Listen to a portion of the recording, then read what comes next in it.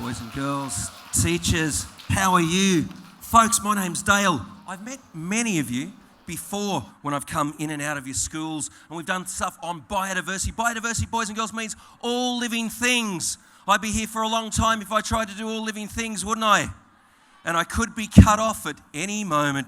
Boys and girls, with a funny voice like mine, obviously, I'm probably not from Dublin, am I? Funny voice like mine. Where would you like to guess I'm from? That's right. When I grew up, boys and girls, I grew up in amongst all those very tall trees.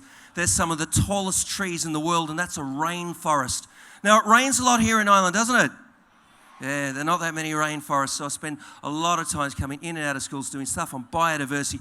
And every now and again, I've met you with guys like Elby, the Y guy, and another very old special puppet friend of mine called Dustin. But boys and girls, today we're going to do stuff on hedgehogs and maybe birds. And we're going to do it through the vehicle which is Harry the Hedgehog. Will you be my friend? You know how it's really, really nice, boys and girls, if mum or dad or nana or granddad or big brother or sister, they hate me when I do this, reads a story and you get to see the words up really, really close. It's a great way to learn to read, isn't it? But boys and girls, you'd never be able to see the words of one little booklet. So what I was going to do, I'm going to stick them up on the big screen and you can all read along with me. And even the bigger people there, would you help me do the actions and stuff? Now, the story was written for Nathan and Leah in their first year of primary and secondary school. And it has a foreword from that old puppet friend of mine who's been known to get me in trouble. But we'll say nothing about that, including the foreword, because sure, you never know what's going to happen tomorrow. Boys and girls, will you help me do the Harry the Hedgehog story? Harry the Hedgehog woke up and curled himself out of a ball and stretched. We all stretch for me. He shook the remaining leaves from his spice. Give yourselves a shake, yeah? And he poked his little black nose outside of his house of leaves and twigs in the compost heap. He was very hungry. Well, he would be, wouldn't he? Because he's been hyper. Oh, yummy, escargot. He began ambling around the garden and he found a gooey snail, which he gobbled up. He continued his rambling and he found a fat caterpillar, which he crunched and munched. He found a tasty, yummy, slimy slug. Slap. Harry was full. However, Harry had spent a long, cold winter asleep and he was lonely. He wanted a friend too. Who is this? Harry squinted. He looked across the garden and he recognised Billy the Badger standing near the garden pond. Billy might be Harry's friend. Billy the Badger is known to be rough and gruff. But Harry tried. We all put in their funny hedgehog faces again for me. Hello, Billy. I'm Harry the Hedgehog. Will you be my friend? He asked gently. No, Harry, you are too small and I might squash you, replied Billy in a grumpy voice. You cannot be my friend. It might not be such a good idea to have Billy the Badger as a friend. He's a bit too burly and surly. But Harry had spent a long, cold winter asleep and he wanted a friend too. Who is this? Harry walked under the oak tree and he spotted Sammy the grey squirrel scampering along the garden fence in search of nuts. Sammy might be Harry's friend. Sammy the grey squirrel is a bit bossy though, but Harry tried. You're putting them funny hedgehog faces again for me. Hello, Harry. I'm Harry the Hedgehog. Will you be my friend? He asked timidly. No, Harry, you are too slow and you're not able to climb trees. You would never be able to keep up with me, replied Sammy in a sharp, snappy voice. You cannot be my friend! Ooh, I think I heard somebody like that on the weekend. He just won the South Carolina primary. It might not be such a good idea to have Sammy the squirrel as a friend. He's a bit too... Poor Harry. He'd spent a long, cold winter asleep and he was so... Who is this? Harry spied the old wooden shed where Freddy the Fox was smelling, sniffing, and searching the ground. Freddy might be Harry's friend. Freddy the Fox is known to be cunning and clever. But Harry tried. Funny faces again. Hello, Freddy. I'm Harry the Hedgehog. Will you be my friend? Asked Harry cautiously. Oh yes, Harry, I'm just about to have my dinner. You could be my friend, Freddy the Fox replied with a sly smile. Freddy snarled and pounced. Run, Harry, run. Will you run like that with little hands up and down for me? If you're not all running, I feel like a dill doing it myself. Harry ran around the garden as fast as he could carry a ready from Freddy Fox, a very crafty pastime with the great squirrel, so from us the oak tree and past the garden pond where Billy and Buddy was living in Warren can.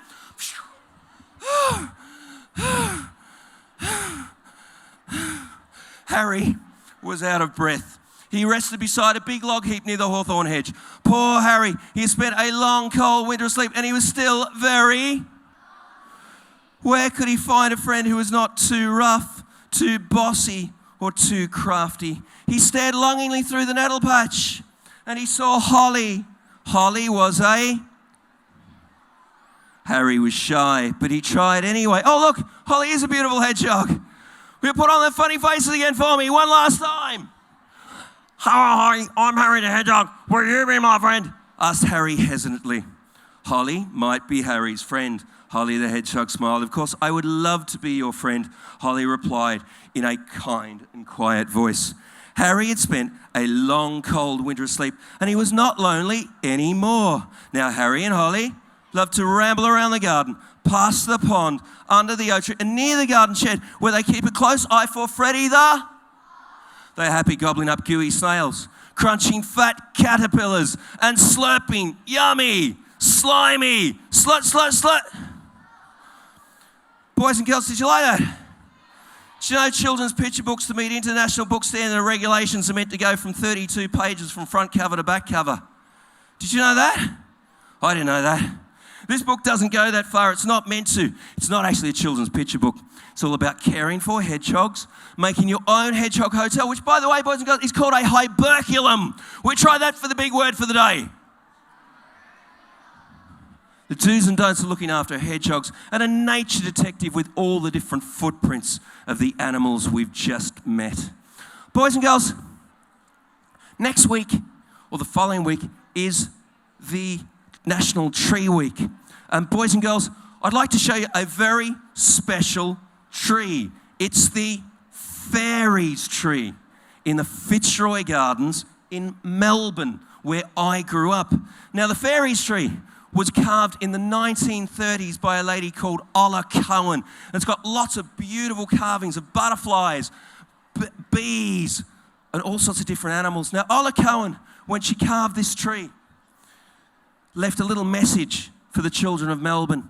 She said, I've carved a tree in the Fitzroy Gardens for you and for the fairies, but mostly for you and for those who believe in fairies, for they will understand how necessary it is to have a fairy sanctuary, a place that is sacred and safe as a home should be to all living creatures. Now, I went home to Melbourne last April for my father's 70th birthday. I don't go home very often, and I took my teenage daughter with me. She's now 15 odd, yeah. And she wasn't very impressed by this fairies tree. She was a little bit more impressed when I told her it was her great aunt who carved the tree. So boys and girls, while we're still waiting, I believe, in the family tradition, will you help me to do Robbie the Christmas Robin? Thanks, guys at the back. Robbie has got something in him called a mantra or a chant, or you guys, I think, know it as a rap. It's getting cold in the garden on the eve of Christmas. The first snows of winter are nearly upon us, but Robbie the Robin isn't in much of a Christmas mood. He feels he has to protect his patch to ensure that there is enough food to eat during this lean time. Simon the song thrush is a bigger customer than Robbie, but Robbie is very brave and makes lots of noise to scare Simon off his patch. Gang, will you repeat after me? Chirpy chitter chant. I'm Robbie Robin. Toughest guy around. Puff out my scarlet breast. I'm going to stand my ground. There was really no need for all that fuss. Simon could break the shells of snails for his dinner. Robbie can't do that, so Simon is no threat to Robbie's fare. Bertie the blackbird, another big guy in the garden, comes into Robbie's turf. Robbie jumps up and down to frighten Bertie off. After me again, chirpy chitter chant. I'm Robbie Robin. Can't hear. Toughest guy around. Puff out my scarlet breast. I'm going to stand my ground. There was really no need as the garden is full of berries from rowan trees, whitebeam and holly bushes. Bertie has lots to eat and won't eat Robbie's breakfast. Gordon Goldfinch visits the garden and Robbie is unimpressed. Guys, try it yourself. Big voices.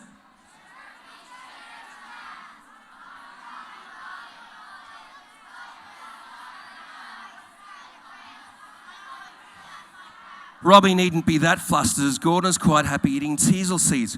Gordon won't be stealing Robbie's brunch. Ben Bluetit flies into Robbie's garden and Robbie is not amused.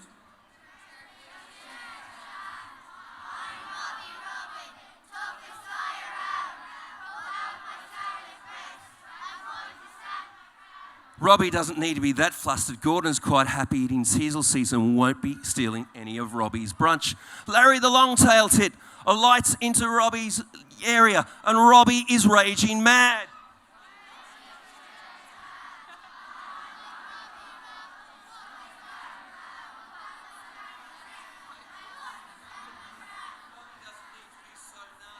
Larry loves to eat peanuts and won't take any of Robbie's snacks. Stephen Sparrow alights into the yard and Robbie scares him off.